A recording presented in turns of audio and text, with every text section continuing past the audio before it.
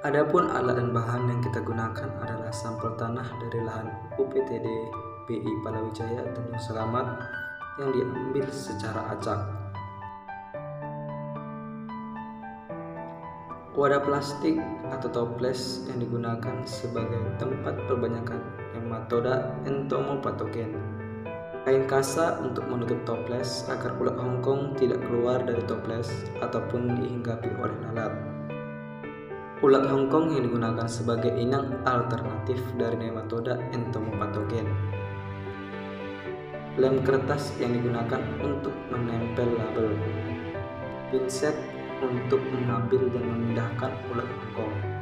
Label sebagai penanda tanggal diambil sampel tanah dan pengerjaannya agar mengetahui lama waktu penginkubasian. Dimasukkan sampel tanah ke dalam wadah plastik atau toples secukupnya, sekitar 1/4 dari wadahnya.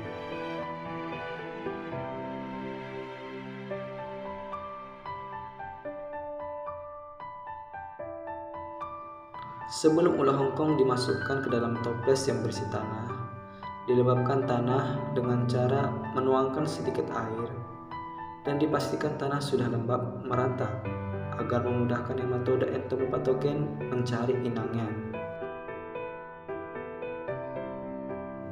Dimasukkan beberapa ulat Hongkong sebagai serangga perangkap.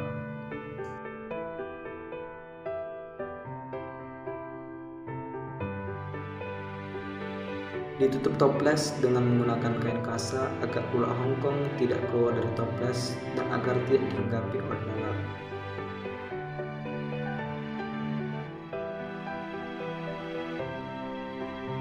Diinkubasi toples yang berisi tanah dari lahan dan ulat Hongkong dengan cara menempatkannya pada tempat yang gelap selama 7 hari.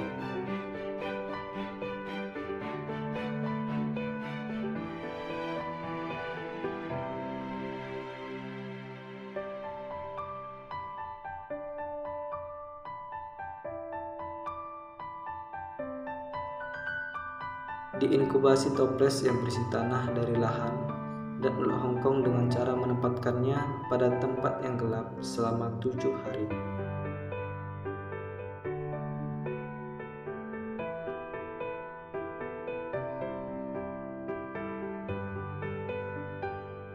Diambil toples yang berisi tanah dari lahan dan ulat Hongkong yang telah diinkubasi pada tempat gelap selama 7 hari.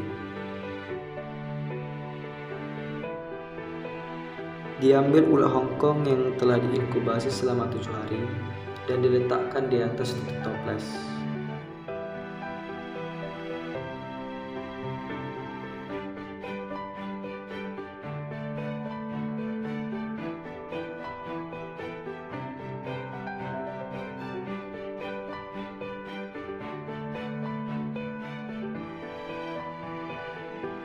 Kita lihat ulat Hongkong setelah diinkubasi, bentuk tubuhnya sudah tidak terlihat jelas lagi dan sudah berwarna hitam.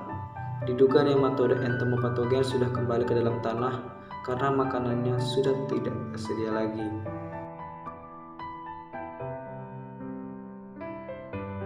Ditemukan cacing di dalam tanah, menandakan tanah itu subur, di mana nematoda entomopatogen menyukai tanah yang subur dan gembur.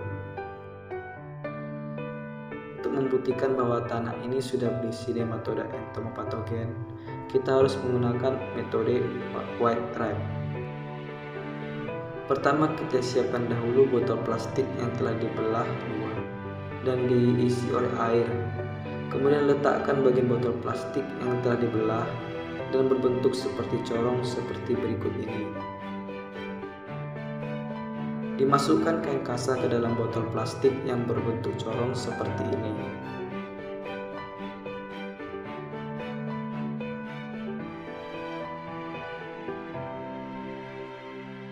Dimasukkan tisu ke dalam botol plastik yang berbentuk corong seperti ini dan usahakan tisu tidak sampai tenggelam.